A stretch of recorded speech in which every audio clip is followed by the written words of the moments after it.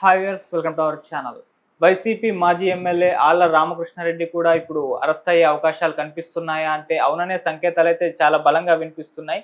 అంటే TDP office దాడిలో ఇతని పాత్ర కూడా ఉందని ఇతని పేరు కూడా మెన్షన్ చేశారు అండ్ నోటీస్ కూడా పంపించడం జరిగింది. మరి ఏం జరిగే అవకాశం ఉంది ఆళ్ల రామకృష్ణారెడ్డి విషయంలో? ఇప్పుడు ఇదే అంశం మీద డిస్కస్ చేయడానికి ప్రజెంట్ మనతో పాటు సీనియర్ జర్నలిస్ట్ అరవింద్ కొల్లి గారు ఉన్నారు. వారిని అడిగి తెలుసుకునే ప్రయత్నం అయితే చేద్దాం. నమస్కారం సార్. సార్, టీడీపీ ఆఫీస్ దాడి కేసులో ఇతని పాత్ర కూడా ఉందని చెప్పేసి పేరు మెన్షన్ చేశారు. కేసులు కూడా నమోదు చేశారు. ఇప్పుడు నోటీసులు కూడా పంపించినట్టుగా తెలుస్తుంది. మరి తొందరలో ఇతన్ని అరెస్ట్ చేసే అవకాశాలు ఏమైనా కనిపిస్తున్నాయా సార్?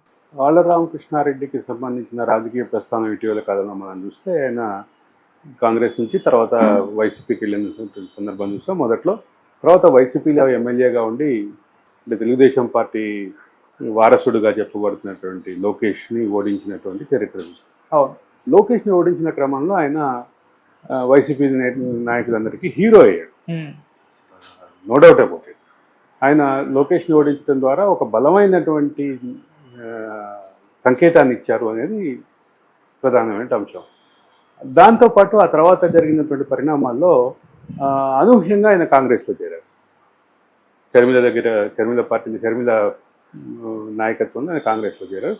తర్వాత మళ్ళీ అక్కడ కాంగ్రెస్లో చేరి కాంగ్రెస్లో కూడా నిలబడలేక మళ్ళీ వైసీపీలోకి వచ్చిన సందర్భం చేస్తాం. తర్వాత అక్కడ వేరే అభ్యర్థికి ఇవ్వటం ద్వారా వైసీపీ ఒక బలమైనటువంటి సంకేతం ఇవ్వాలి, అక్కడ మహిళా బీసీ అభ్యర్థితోటి పోటీ చేయించి లోకేష్ని ఓడించి ఒక బలమైన సంకేతం ఇవ్వాలి అనేటువంటి ప్రయత్నం జరిగింది. అన్నట్టు ప్రధానమైనటువంటి నాయకులు చాలామంది మీద మహిళా అభ్యర్థులను నిలిపి కొత్త మహిళా అభ్యర్థుల చేతిలో ఓడిపోయారు అనేటువంటి ప్రచారాన్ని విస్తృతంగా తీసుకెళ్ళాలి, భవిష్యత్తులో టీడీపీని సమాధి చేయడానికి అది ఒక రాజకీయ అస్త్రంగా వైసీపీ ప్రయోగించింది.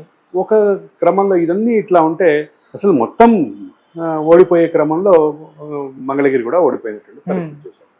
ఈ మొత్తంలో రాజకీయపరమైనటువంటి మార్పులు వీటన్నిటిని చూస్తే ఇది ఆళ్ల రామకృష్ణారెడ్డికి ఆల్రెడీ ఇబ్బందుల్లో ఉన్నటువంటి ఆళ్ల రామకృష్ణారెడ్డి రాజకీయ ప్రస్థానానికి ఇది ఇబ్బందికరమైనటువంటి పరిణామంగా చెప్పాలి. ఇది ఒక పక్కన ఇట్లుంటే అసలు మంగళగిరిలో ఉన్నటువంటి స్థానిక శాసనసభ్యుడిని ఇన్వాల్వ్ చేయకుండా, నిందితుడిగా చేర్చకుండా ఎట్లా కేసును ముందుకు నడుపుతాము అనేటటువంటి ప్రశ్న తెలుగుదేశం వర్గాల్లో బలంగా వచ్చింది. తెలుగుదేశం వర్గాల్లో బలంగా వచ్చేటటువంటి క్రమంలో ఆయనకి సంబంధించినటువంటి పాత్రని ఖచ్చితంగా చేయాలి అంటూ ఒక బలమైనటువంటి వాదన తెలుగుదేశం వర్గాల్లో వచ్చింది. ఇక్కడ మొత్తం మీద ఒకటి గమనించాల్సిన అంశం ఏంటంటే స్థానిక శాసనసభ్యుడు అదే సందర్భంలో లోకేష్ని ఓడించడం ద్వారా బలమైన మెసేజ్ ఇవ్వాలని ప్రయత్నం చేసినటువంటి వ్యక్తి. ఇవన్నీ అటువంటి వ్యక్తిని మనం ఎట్లా వదిలేస్తాము? లోకేష్ని ఓడించడానికి రకరకాల ప్రయత్నాలు చేసినటువంటి వ్యక్తి 2024 ఎన్నికల్లో కూడా అదే రకమైనటువంటి ప్రయత్నం చేసినటువంటి వ్యక్తి వీటన్నిటికీ అయినటువంటి ఆళ్ల రామకృష్ణారెడ్డిని ఎందుకు వదిలిపెట్టాలి అనేది తెలుగుదేశం పార్టీ వర్గాల్లో, ముఖ్యంగా తెలుగుదేశం కార్యకర్తల్లో బలంగా వచ్చింది. స్థానిక శాసనసభ్యుడిగా ఉన్నటువంటి వ్యక్తికి ఇన్వాల్వ్ చేయకుండా తెలుగుదేశం పార్టీ ఆఫీస్ మీద దాడి చేస్తారా అనేటటువంటి ప్రశ్న కూడా వచ్చింది.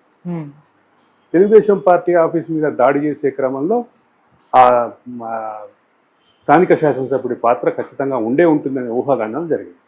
ఆ నేపథ్యంలో వాళ్ళకి ఈరోజు ఆయన నిందితుడిగా చేర్చారు. నిందితుడిగా చేర్చిన క్రమంలో ఆయన అరెస్ట్ చేస్తారా, ఆయన నిజంగానే ఆయన అరెస్ట్ చేసేటువంటి అవకాశం ఉందా? రెండోది, ఇప్పుడు చేర్చడం ఏంటి? 127వ నిందితుడుగానే 128 చేర్చారు, అక్యూజ్డ్ 127. దాంట్లో ఆల్రెడీ మాజీ మంత్రులు, ఎమ్మెల్యేలు కూడా ఉన్నారు కాబట్టి వాళ్ళకి తోడు ఈయన కూడా చేర్చారని అనుకోవాలి.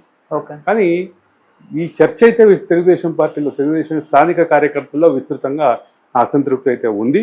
ఆ అసంతృప్తికి తెలుగుదేశం ఈరోజు సాటిస్ఫై చేసిందని భావించారు. అంటే ఇది అరెస్ట్ వరకు వెళ్ళొచ్చు అంటారా సార్? అరెస్ట్ వరకు వెళ్ళొచ్చు అంటారంటే కేసుకున్నటువంటి గ్రావిటీ పరంగా, ఆ సెక్షన్లకు ఉన్నటువంటి సీరియస్నెస్ పరంగా వెళ్లే అవకాశం అయితే ఖచ్చితంగా ఉంది.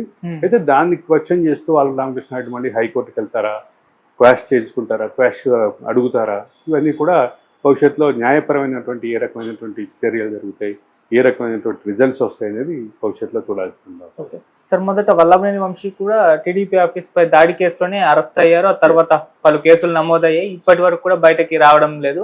సో అతను వైసీపీ పార్టీ కాబట్టి ఓకే. ఇప్పుడు ఆళ్ల రామకృష్ణారెడ్డి వైసీపీతో కూడా ట్రావెల్ అవ్వడం లేదు. మరి అటువంటి పరిస్థితి ఆళ్ల రామకృష్ణారెడ్డి కూడా జరిగే ఇక్కడ అవకాశం. రాజకీయపరమైనటువంటి అనుబంధాల కంటే కూడా ఆళ్ల రామకృష్ణారెడ్డిని వైసీపీ అంటే కాంగ్రెస్లో చేరినప్పటికీ వైసీపీ నాయకుడిగానే చూస్తారు అనేటటువంటి అంశం విస్తృతంగా రాజకీయ వర్గాల్లో చర్చలో ఉంది. ఓకే. తర్వాత ఆయన కాంగ్రెస్ డిటాచ్ అయిపోయి మళ్ళీ వైసీపీకి దగ్గర అయినటువంటి విషయం వాస్తవం.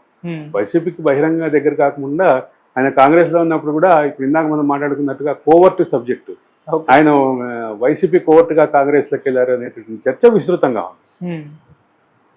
నేను ఎక్కడ కంక్లూజన్ చెప్పలే ఈ విషయంలో. వాస్తవంగా నాకు మన అబ్జర్వేషన్లో కనిపిస్తున్నటువంటి రాజకీయపరమైనటువంటి అభిప్రాయాన్ని ఖచ్చితంగా మాట్లాడాలి. రాజకీయపరమైనటువంటి అభిప్రాయాలు మాట్లాడకుండా ఈ అంశాన్ని మనం మాట్లాడలేము, ముందుకెళ్ళలేము అని. సార్, ఇప్పుడు అరెస్ట్ల గురించే చర్చించుకుంటున్నారు. ఏపీలో చూస్తుంటే ఆల్రెడీ వల్లభనేని వంశీ అరెస్ట్ అయ్యారు. రేపు మాపు కొడాలి నాని కూడా అరెస్ట్ అయ్యే ఛాన్స్ ఉందన్నారు. లిక్కర్ స్కామ్ లో జగన్మోహన్ రెడ్డి గారి పేరు ఈ రకంగా మొత్తం వైసీపీలో వీటి చుట్టే తిరుగుతుంది. ఇప్పుడు ఆళ్ల రామకృష్ణారెడ్డి పేరు కూడా జరుగుతుంది. సో ఇది ఏ విధంగా పోట్రే అవకాశం? ఒకటి, అరెస్ట్ అయ్యే అవకాశం ఉన్న వైసీపీ నాయకుల పేర్లు ఒక జాబితా ఆల్రెడీ తిరుగుతుంది, సోషల్ మీడియాలో తిరుగుతుంది. జనం దృష్టిలో కూడా ఖచ్చితంగా జనం దగ్గర ప్రతి రచ్చబండ దగ్గర చర్చ అయితే జరుగుతుంది. అవకాశం ఉన్నటువంటి వైసీపీ నాయకుల పేర్లలో పేర్ని నాని, జోగి రమేష్, రోజా, కొడాలి నాని, ఇట్లా చాలా పేర్లు ఉన్నాయి. వీటన్నిటికీ మధ్యలో అనిల్ కుమార్ పేరు వచ్చింది. అనిల్ కుమార్ పేరు అయితే విడుదల రజని, అంబటి రాంబాబు, ఇట్లా చాలా పేర్లు అయితే విస్తృతంగా చర్చలో ఉన్నాయి. అనిల్ కుమార్ అయితే ఒకవేళ నన్ను అరెస్ట్ చేసే పరిస్థితి వస్తే నేను అందరి జాతకాలు బయట పెడతా అనే మాట కూడా అన్నట్టుగా విన్నాం. వీటన్నిటి